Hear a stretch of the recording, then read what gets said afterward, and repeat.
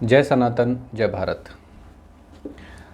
आज एक एपिसोड में लेकर आया हूँ अंडरस्टैंडिंग मोहम्मद से, और मोहम्मद साहब के विषय में थोड़ी सी और जानकारी जो प्राप्त हुई है उस पर थोड़ी सी चर्चा करेंगे हम।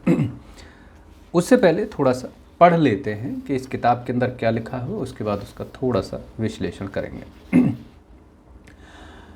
40 साल की आयु में एक दिन मोहम्मद को खोह में कई दिन बिताने के बाद अजीब एहसास हुआ। उनकी मांसपेशियों में ज़बरदस्त खिंचाव होने लगा, पेड़ों में असहनीय दर्द होने लगा और उन्हें ऐसा लगने लगा कि कोई उनके शरीर को ज़ोर से निचोड़ रहा है। उनकी मांसपेशियां अकड़ने लगीं और सिर व होंठ असामान्य तरीके से हिलने लगे। वह पसीने से लथपथ थे और हृदय की धड़कन तेज हो गई थी। इस अवस्था में उन्होंने अदृश्य आवाज़ें सुनी और भूत जैसी आकृति देखी। डर से कांपते हुए और पसीने से लथपथ वे घर की ओर भागे और बीवी खदीजा के सामने गिड़गिड़ाने लगे, मुझे छिपाओ, मुझे छिपाओ, अरे ओ खदीजा, देखो मुझे क्या हो रहा है। मोहम्मद ने खदीजा को बताया कि उनके साथ क्या हुआ और बोला, मुझे डर लग रहा था, मुझे कुछ हो जाएगा। उन्हें लगा कि उसे फिर से शैतान ने जकड़ लिया है। खदीजा ने मोहम्मद को हिम्मत दी और बोली, डरो मत, कुछ नहीं होगा। खदीजा ने मोहम्मद को समझाया कि उसके पास फरिश्ता आया था और उसे पैगंबर बनाने के लिए चुना गया है। उस आकृति से सामना होने के बाद, जिसे खदीजा ने जिब्राइल कहा था, मोहम्मद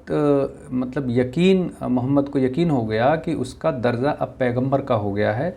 यह काल्पनिक संसार मोहम्मद को उपयुक्त भी लगा, क्योंकि आडंबरपूर्ण व भव्य जीवन जीने की उनकी जो इच्छा थी इसके माध्यम से पूरी हो सकती थी। मोहम्मद ने अल्लाह का पैगाम पर उपदेश देना शुरू कर दिया। यहाँ से कहिए कि सारी जो फसाद की जड़ शुरू होती है वो यहाँ से शुरू होती है। मोहम्मद साहब ऐसा जिक्र है, एक खोह थी, गुफ़ा कह लीजिए, वहाँ पर पहाड़ों के बीच में वहाँ पर जाते थे। अपना जो भी उनकी एक प्रक्रिया थी, कहा अब ये इस्लामिक स्कॉलर जो हैं वो ये ऐसा वर्णन करते हैं कि वो ध्यान की प्रक्रिया में लीन होने के लिए वहाँ पर जाते थे। और उसी प्रक्रिया में लीन होने के बाद एक घटना घटती है कि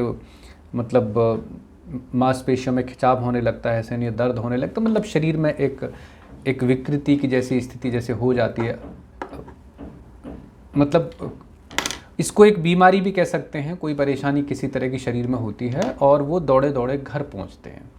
घर पहुंचने के बाद खदीजा से उन सारी चीज़ों का जिक्र करते हैं अपनी पत्नी से, और पत्नी जो है वो उनको कहती है कि भाई आप जो है पैगंबर होने की स्थिति में हैं, और ये जो सब हुआ है एक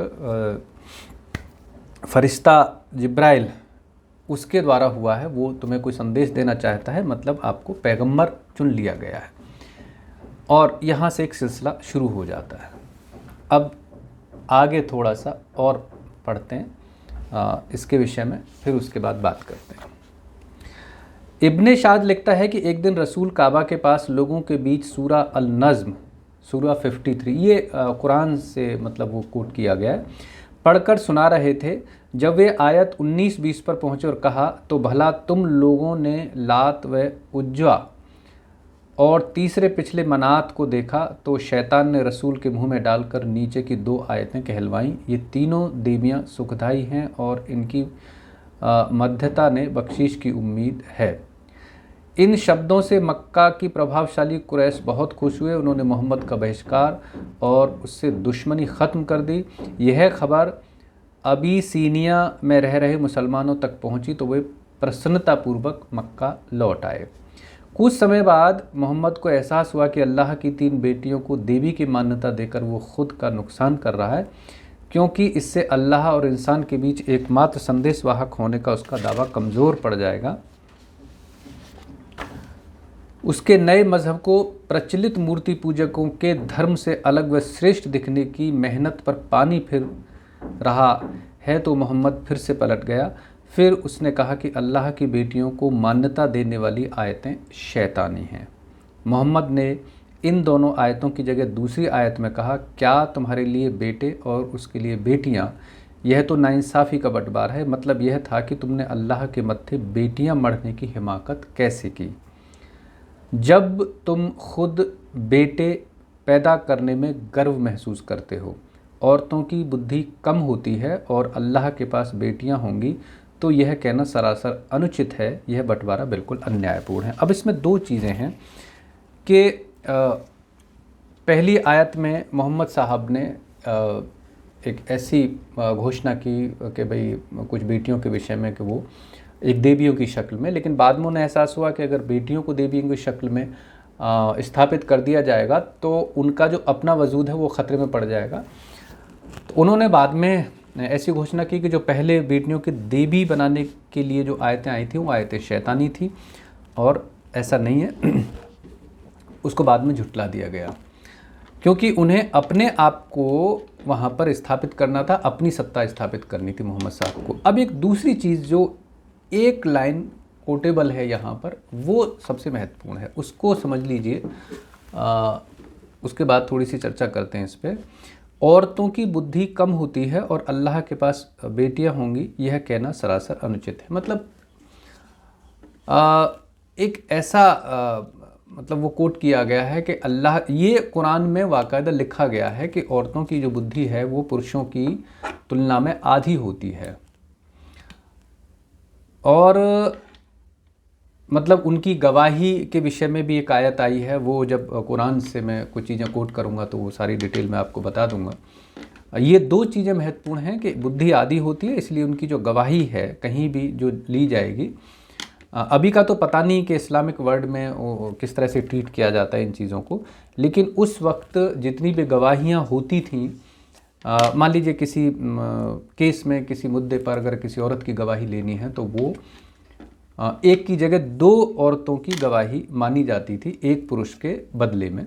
अगर एक पुरुष के बदले में किसी मामले में कोई गवाही देनी है और वो एक औरत की गवाही है, तो उस केस में पुरुष की गवाही जो है वो ज़्यादा पावरफुल मानी जाती थी, क्योंकि ऐसा एक मान्यता इस्लाम के अनुसार है कि औरतें जो हैं वो, उनकी जो बुद्धि होती है वो पुरुषों की तुलना में आधी होती है। और ये मतलब वाकायदा कुरान के माध्यम से ये सारी चीज़ें कोट हैं। ऐसा नहीं है कि कोई, ये जो किताब है इसमें कुरान और हदीसों के ही सारी चीज़ें कोट की गई हैं।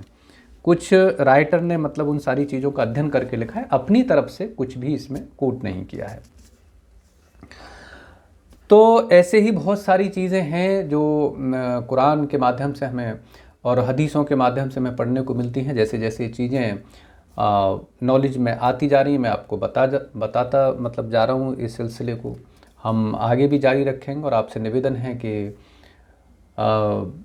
चैनल को सब्सक्राइब कर लें। आपके लाइक्स, आपके कमेंट्स हम तक कुछ पहुंच रहे हैं, कुछ पहुंचाते रहिए। वीडियो को अगर हो सके तो शेयर कर दीजिए, ज़्यादा से ज़्यादा लोगों तक ये सारी जानकारियाँ पहुँचें। इसके लिए ज़रूरी है कि वीडियो को शेयर करें, और ये वीडियो अगर आप तक पहुँचे तो चैनल को सब्सक्राइब ज़रूर कर लें। चलिए, जय सनातन, जय भारत।